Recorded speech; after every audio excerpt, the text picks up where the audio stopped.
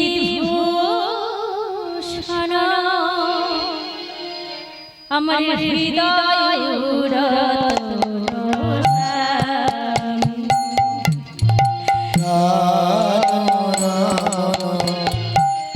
Vibhushan